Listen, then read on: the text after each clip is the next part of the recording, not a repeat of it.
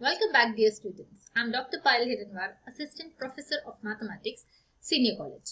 तो हम पढ़ रहे हैं सॉलिड ज्योमेट्री का चैप्टर। इसमें हमने ऑलरेडी स्फीयर के बारे में डिटेल में पढ़ लिया है और हमने बहुत सारे एग्जाम्पल सॉल्व किए हैं जो यूनिवर्सिटी में पूछे जाते हैं। आज हम स्टार्ट कर रहे हैं सॉलिड ज्योमेट्री चैप्टर के अंदर एक नया टॉपिक विच इज कोन। ठीक है, इसके ऊपर भी यूनिवर्सिटी के एग्जाम में क्वेश्चंस पूछे जाते हैं। So let us start. अब सबसे पहले, इससे पहले कि मैं स्टार्ट करूँ, मुझे ये बताओ, कोन नाम जैसे ही मैंने बोला तो आपको क्या याद आया? हर एक इंसान को कुछ ना कुछ याद आता है या आप कुछ इमेजिन करते हो व्हेन आई से द वर्ड कोन। ठीक है, आपने क्या इमेजिन किया, मुझे कमेंट करके जरूर बताना। मैं मेरा बताती हूँ। कोन नाम से मुझे सबसे पहले याद आती है आइसक्रीम, है ना।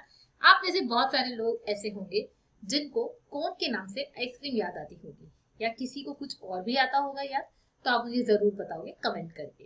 बट हम अभी आइसक्रीम के बारे में नहीं पढ़ने वाले हैं, हम डिटेल में पढ़ेंगे व्हाट इज कोन। अब कोन को पहले तो मैं आपको डेफिनेशन तो नहीं बताने वाली हूँ बिकॉज हम बीएससी लेवल की पढ़ाई कर रहे हैं। ठीक है, लेकिन हमें जो काम आने वाला है बीएससी में उससे रिलेटेड मैं सारी चीजें आपको एक्सप्लेन करने वाली हूँ। तो फर्स्ट ऑफ ऑल उसका फिगर दिखता कैसे है, कोन कैसे हम इमेजिन करते हैं, मतलब हमारा जो मैथमेटिकल फिगर होता है कोन का वो कुछ इस तरीके का होता है, राइट। अब आगे बढ़ते हैं। जो हमें ज्यादा यहाँ पर बीएससी में पढ़ना है वो है राइट सर्कुलर कोन। तो what is a right circular cone? सबसे पहले कोन की फिगर को हम समझते हैं यहाँ पर। ठीक है, नाउ इन दिस फिगर ये जो पॉइंट होता है ऊपर, ठीक है, this point is called as the vertex. ये आपको पता होना चाहिए, इसको क्या बोलते हैं? वर्टेक्स। अब वर्टेक्स से अगर आपने एक परपेंडिकुलर ड्रॉप किया, अगर आपने एक स्ट्रेट लाइन बनाई, तो it should be perpendicular to this base circle. ठीक है, अब राइट सर्कुलर कोन की यहाँ पर मैंने डेफिनेशन लिखी हुई है। अगर आप इमेजिन करना चाहो तो एक थ्रेड पकड़ सकते हो आप। थ्रेड के ऊपर के जो पॉइंट है, धागा जो जहाँ पे स्टार्ट होता है उसको आप पकड़ोगे, देन उसका एक और एंड पकड़ोगे एंड इमेजिन करो कि आप उसको एक ऐसे रोटेट कर रहे हो, इसको फिक्स किया हुआ है एंड इस धागे को आपने इस तरीके से रोटेट किया नीचे, तो कौन सा फिगर बनेगा? है ना, तो यही फिगर बनेगा। तो जब आप, ये है आपका धागा, ओके, तो इस पॉइंट को आपने फिक्स किया, ये फिक्स पॉइंट को बोला जाता है वर्टेक्स। अब जो आपका धागा है जिसको आप रोटेट कर रहे हो वो है आपका जनरेटर, इसको बोला जाता है जनरेटर। ठीक है, तो ये करने के बाद में बेस में क्या मिलता है? हमें एक सर्कल का शेप बनेगा ऑब्वियसली। तो जब ये एक स्टैंडिंग लाइन आप यहां से बनाते हो इस सर्कल के बेस पे, अगर ये परपेंडिकुलर है तो हम इसको बोलते हैं this is a right circular cone. तो ये जो स्टैंडिंग लाइन हमने बनाई है ना, इसी को बोला जाता है एक्सिस। क्या बोलते हैं इसको? Axis of the cone. So what is axis? It is nothing but the perpendicular line from the vertex. Vertex से अगर आपने एक स्टैंडिंग लाइन नीचे ड्रॉप की towards the circle तो वो बन जाती है एक्सिस। ठीक है, तो अभी हमें क्या क्या पता चल गया? हमें पता चला वर्टेक्स क्या होता है, जनरेटर क्या होता है, एक्सिस क्या होती है। एक और चीज आपको पता होनी चाहिए, that is the semi vertical angle. The constant angle is called as the semi vertical angle. अब मैं कांस्टेंट एंगल क्यों बोल रही हूँ? बिकॉज ये जो आप एंगल देख रहे हो, सपोज दिस एंगल को मैंने नाम दे दिया थीटा, तो ये कांस्टेंट होगा। ये जो बीच की लाइन है, आप ये जो थ्रेड को मूव कर रहे हो उसको एग्जैक्टली सेम डायरेक्शन में आप मूव कर रहे हो and that's why this will become, then only it will become a right circular cone. तो ये जो एंगल होता है इसको बोला जाता है सेमी वर्टिकल एंगल। ठीक है, तो कितनी चीजें पता चल गई हमें अभी तक? इसको बोला जाता है सेमी वर्टिकल एंगल, यहाँ मैं लिख देती हूँ थीटा। तो 4 चीजें पता चली हमें।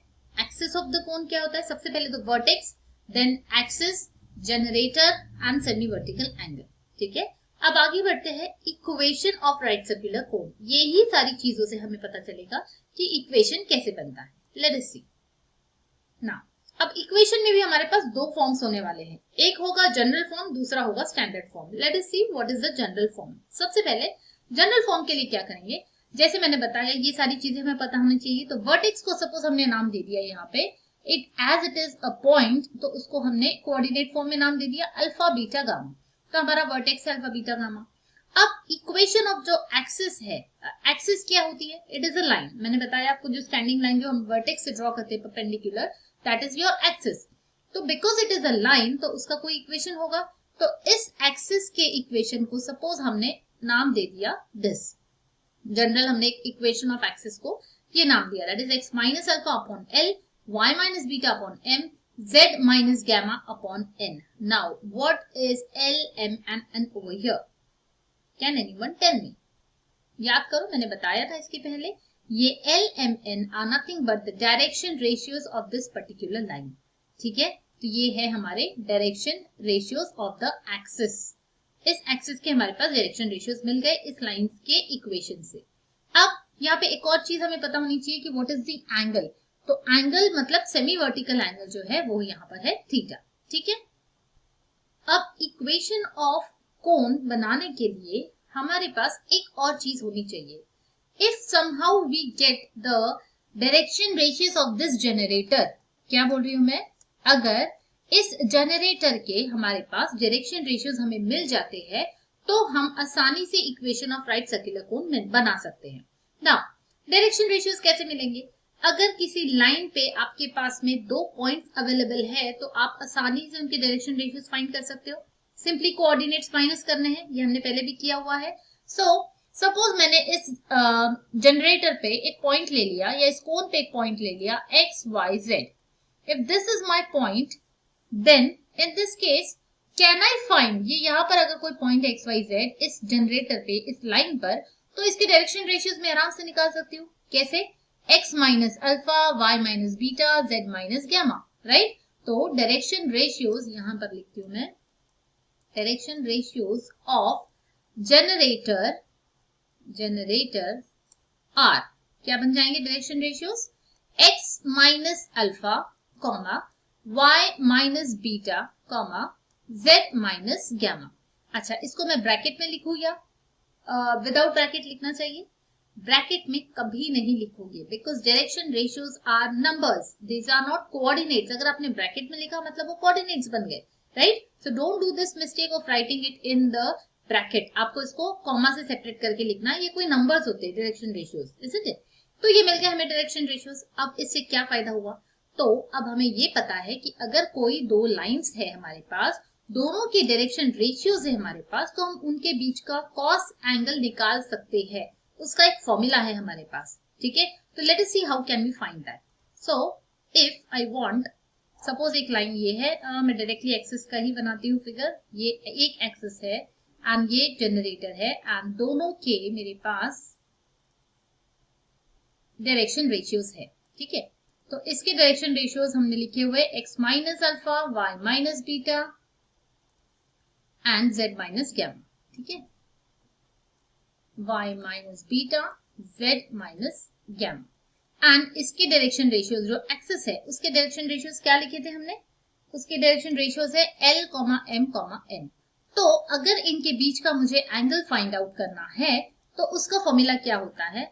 cos theta is equal to, सबसे पहले दोनों डायरेक्शन रेशियोज को मल्टीप्लाई करना है। फर्स्ट को फर्स्ट के साथ, सेकंड को सेकंड के साथ, थर्ड को थर्ड के साथ।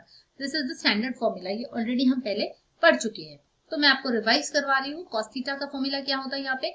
मतलब l को मल्टीप्लाई करना है x माइनस अल्फा से, प्लस m को मल्टीप्लाई करना है y माइनस बीटा से, m into y minus beta, and n को मल्टीप्लाई करना है z माइनस गैमा से, n into z minus gamma, upon, सिर्फ इतना नहीं है, नीचे भी वैल्यूज है, upon we will write under root of, दो बार अंडर रूट आएगा। पहली बार कोई भी एक लाइन के डायरेक्शन रेशियोज को यूज करना है, दूसरी बार दूसरे लाइन के डायरेक्शन रेशियोज यूज करना है। That means l square plus m square plus n square, ये पहली लाइन के डायरेक्शन रेशियोज है।